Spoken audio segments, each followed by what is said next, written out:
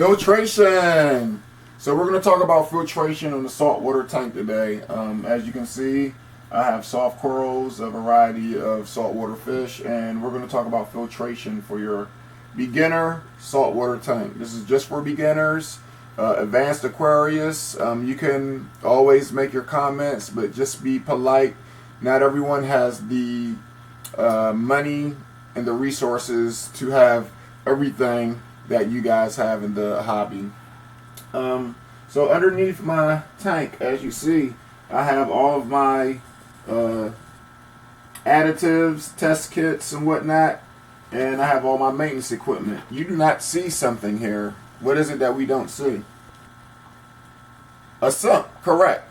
I have no sump, and I have no canister. I have nothing. So what am I using to filter my system with? Well, once again, these videos are made for the people who want to get into this hobby, but they don't have a lot of money. Sumps will cost you a great bit of pain. You need protein skimmer, you need calcium reactor. Some people adding on what they call the sterile lights and all this other crazy stuff. You got phosphate reactors adding to your sumps. You got all these hoses and tubes, and it just gets to be a big science project. I am doing this for the simple Aquarius. Live rock, that's my filtration. This is natural filtration. This is all that you basically need for your system that's carrying soft corals to filter your load. Live sand.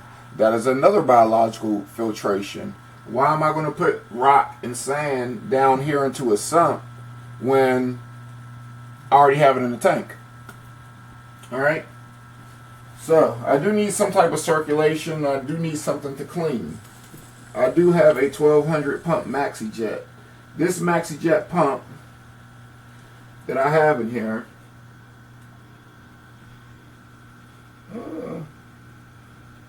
what I did was I put some polyfilter in here. The polyfilter is a great sponge that turns color when it absorbs nutrients. So there's another piece, here's another example of polyfilter. If polyfilter turns orange, it's taking out phosphate. If polyfilter turns brown, it's taking out proteins. When a polyfilter turns absolutely pitch black, it's trash. You throw it away. So what I'm doing is I'm putting polyfilter in my cap. This water gets filtered through the polyfilter, goes through my pump, and it goes into my phosphate reactor that I got from Bulk Reef Supply. The water comes through this chamber, is going through my phosphate reactor, and it's coming up. I have another piece of polyfilter right here. So it's polyfiltered, ran through phosphate, through sponge that catches any extra phosphate media. Then it goes through polyfilter again. It comes over, comes through a sponge, goes through my special high grade carbon, which I'll tell you about, goes through the sponge, which collects any of the bits that fall up through, and I have another piece of polyfilter here at the top in which it comes through. If you can come here and notice, you can see that this polyfilter here is a little on the brown side like this, but when it finally comes through my chamber, that polyfilter is almost white, which means that I'm having good filtration. That polyfilter, the color of it lets me know how much dirt is coming back in through here, or how dirty is my system. I take my little pieces of polyfilter, it comes in one big square, I cut my rounds out of it, and I cut my 3-inch rounds for this. The little bits and pieces of polyfilter, I don't throw that away, this stuff is expensive. The bits and pieces, after I do my cutout, I use to put inside of my filter, and this pump right here is just a circulator. Actually, the water comes through here at the bottom and it shoots through. So I just take my polyfilter scraps and I just kind of put them right here. Alright, it's very porous and it doesn't obstruct the flow. So I got filtration everywhere. I got rocks filtering, I got sand filtering, I got poly filtering, I got my phosphate filtering. I got my carbon filter, which looks like it even has ammonia chips and stuff in there, but I'll get into that product later. And then also, just for plain old circulation, I have polyfilter here, which is just coming through the polyfilter and then filtering that water and is actually circulating through. On my tank, I have this towards the back, the water is flowing, and always you can just test with your hands. So I have a good water flow. It's pushing pretty hard over my peppermint. I can still feel the flow over all of my polyps. You can tell by the pulsing zinnia that it has a good strong flow. My torch coral is waving around. My mushrooms are kind of puffed up and floating. So I know that my water flow is hitting the back of the tank. The natural curvature of the bow front takes the water around the front. And I'm getting my Recordia hit. And I'm getting my Pales hit. And it just goes around in a big circle. Lastly, for water flow, I took this hose was just one white hose.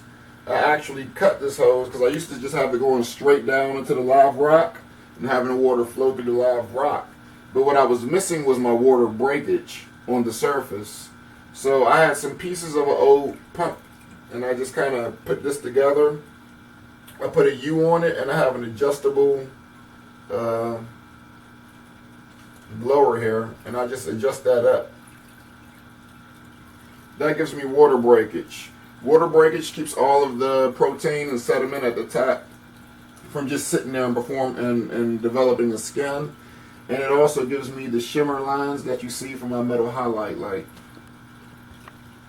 So in essence, this is my poor man's filtration system. There's no canister. There's no sump. I just have my phosphate reactor and my biological on the inside. Once again, my advanced Aquarius, if there's anything else, some people say protein skimmer. Before I go, the protein skimmer I was going to invest in because it is the #1 thing that of advanced Aquarius say that you need to have. However, on YouTube I did my research and I found out that polyfilter was amazing stuff. Once again, the proof is in the pudding. You can see here that after all this goes through, I have a piece of polyfilter, the final stage of filtration. That polyfilter is still white. That's been in there for almost 2 weeks now. That polyfilter will let you know by its color on how dirty your system is, how much protein you have in your system, and so forth. So right now, I'm running a pretty clean system. If I did have a protein skimmer put on here, I would probably just have to run it for a couple of hours a week just to collect any stuff. But it wouldn't have to run, I think, 24 hours or anything like that. I hear they get it pretty noisy too. So I'm trying to get the most simplistic system out for beginners to follow through. Thanks for watching.